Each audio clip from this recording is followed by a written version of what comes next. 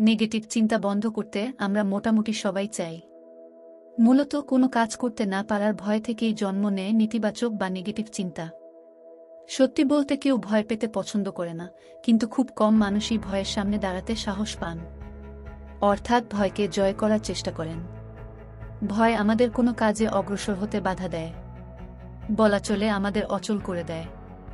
যেহেতু ভয়কে জয় করতে পারি না, তাই জীবন থেকে নেগেটিভ বিষয়গুলোকেও ওভারকাম করতে পারি না। যতই আমরা নেগেটিভ চিন্তা থেকে বের হতে চাই না কেন, নেগেটিভ চিন্তা আমাদের ভয়কে আরও বাড়িয়ে দেয়। ফলে জীবনের সফলতা লাভের পথে বাধা হয়ে দাঁড়ায়। ধরুন, আপনি মঞ্চে বক্তৃতা দিবেন, মানুষের সামনে কথা বলতে পারার ভয় আপনাকে বাধা দেবে। এভাবে আপনার স্বপ্ন পূরণ বা সফলতা অর্জনের পথেও অন্তরায় হবে। দীর্ঘমেয়াদে এটি আপনার আশাবাদী চিন্তা এবং পজিটিভ দৃষ্টিভঙ্গি নষ্ট করে দেয়।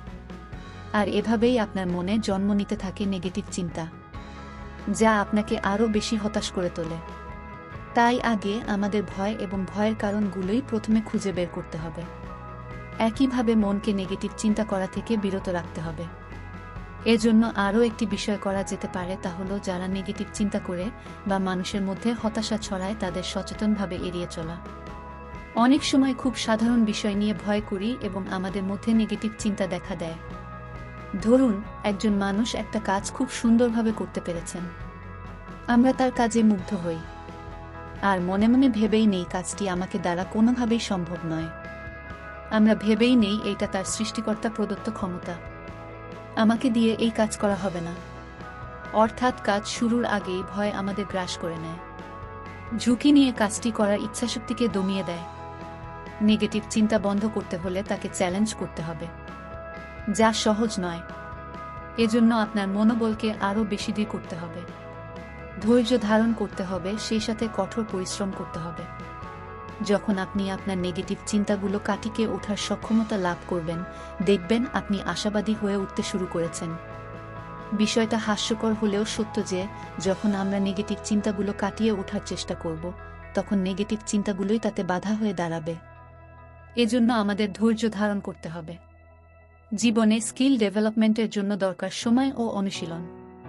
মনে রাখতে অসাধারণ কাজগুলো শক্তি নয়, অসীম ধৈর্য দিয়ে সম্পন্ন করতে হয়।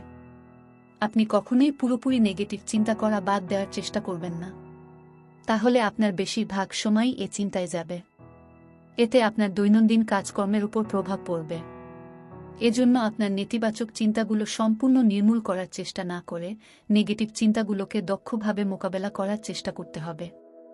অর্থাৎ আপনার যখন মনে কোনো নেগেটিভ চিন্তার উদয় হবে, তখন বিরক্ত না হয়ে তা দমন করতে হবে।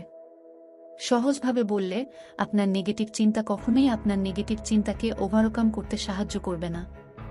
আপনি যদি আপনার চিন্তার ধরন বুঝতে পারেন, তবে নেগেটিভ চিন্তা নিয়ন্ত্রণ করা বা ওভারকাম করা সম্ভব।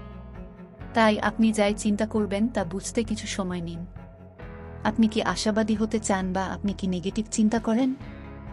আপনি নিজেই নিজেকে প্রশ্ন করতে থাকুন, আপনি কতটা পজিটিভ চিন্তা করছেন এবং আপনার চিন্তার ধরনের কোনো পরিবর্তন আসছে কিনা তা খেয়াল করুন। আপনি যদি এটা বুঝতে পারেন আপনি নেগেটিভ চিন্তাই করছেন, তবে কেন করছেন তা নিজেই খুঁজে বের করুন। এটা কেন হচ্ছে? এমন কোনো ঘটনা, ব্যক্তি বা স্থান রয়েছে যার কারণে বারবার নেগেটিভ চিন্তা আসছে। এবার আপনি নেতিবাচক চিন্তার উৎস খুঁজে বের করার পর পরবর্তী পদক্ষেপ নেওয়ার সময় বিষয়টি এড়িয়ে সতর্কভাবে পরিকল্পনা করুন। আপনি প্রথমে আপনার নেগেটিভ চিন্তাকে শনাক্ত করুন, সেই সাথে নেগেটিভ চিন্তাগুলোকে চ্যালেঞ্জ করুন। নিজেকে জিজ্ঞেস করুন আপনি যা চিন্তা করছেন তা কতটা বাস্তববাদী। পরিস্থিতি বুঝুন, আপনার নেগেটিভ চিন্তা আর ভয়ের কারণেই কি তা আরও বেশি হচ্ছে? অন্য কেউ যদি এমন চিন্তা করে, আপনি কি তাকে সমর্থন করবেন? উদাহরণস্বরূপ, আপনার খুব কাছের বন্ধু যদি বলে পরবর্তী পদোন্নতি পাওয়ার নয়, সে যথেষ্ট দক্ষ নয়, এই ধরনের চিন্তাকে কি আপনি সাপোর্ট দেবেন? অথবা আপনি তাকে এটা স্মরণ করিয়ে দেবেন যে পরবর্তী পদোন্নতি পাওয়ার জন্য সে উপযুক্ত। এভাবে নিজের বেলাতেও চিন্তা করুন, কখনই নেগেটিভ চিন্তাকে বাড়তে দেবেন না। মানুষ হিসেবে আমাদের কিছু বাস্তবতার মধ্য দিয়ে যেতে হয়। আমরা পক্ষপাতিত্ব করি এবং আমাদের অভিজ্ঞতা দিয়েই অন্যদের বিচার করি। এসব স্টেরিওটাইপিং এবং ডিসক্রিমিনেশনের মতো ঘটনার অন্যতম ভিত্তি। শুধু অন্যদের ক্ষেত্রে নয়, যখন আমরা সিদ্ধান্ত নিতে যাই তখনও অন্যদের দ্বারা এভাবেই প্রভাবিত হই, আর এভাবেই আমরা নিজেদের নিচে নামিয়ে রাখি। আমরা সর্বদা চিন্তা করি অন্যরা আমাদের থেকে কত সফল, তারা কিভাবে তাদের লক্ষ্য অর্জন করতে সফল হয়েছিল এবং কেন তা আমরা কখনই করতে পারব না। এ সময় সব নেগেটিভ চিন্তাগুলো ছুটে আসে এবং আমাদের টেনে নামায়। আপনার লাইফে এসব নেগেটিভ চিন্তাভাবনা কোথায় থেকে এসেছে তা জানুন এবং তা থেকে উত্তরণের উপায়গুলোর সন্ধান করুন। সমালোচনার পজিটিভ এবং নেগেটিভ দুই দিকই আছে। সমালোচনা পজিটিভ হতে পারে, আবার নেগেটিভও হতে পারে। নেগেটিভ সমালোচনা আপনাকে আপনার সিদ্ধান্ত নিতে বাধা দেয়, কিন্তু নিজের মেধাশক্তি বা বুদ্ধিমত্তা দিয়ে সমালোচনাকে মোকাবেলা করতে হয়। সমালোচনার পজিটিভ দিক হচ্ছে, সমালোচনার সমালোচক যদি ভালো হয় তবে সেখান থেকে আপনি শিক্ষা নিতে পারবেন, সেই সাথে নিজেকে শুধরে নিয়ে নতুন উদ্যমে কাজ করতে পারবেন।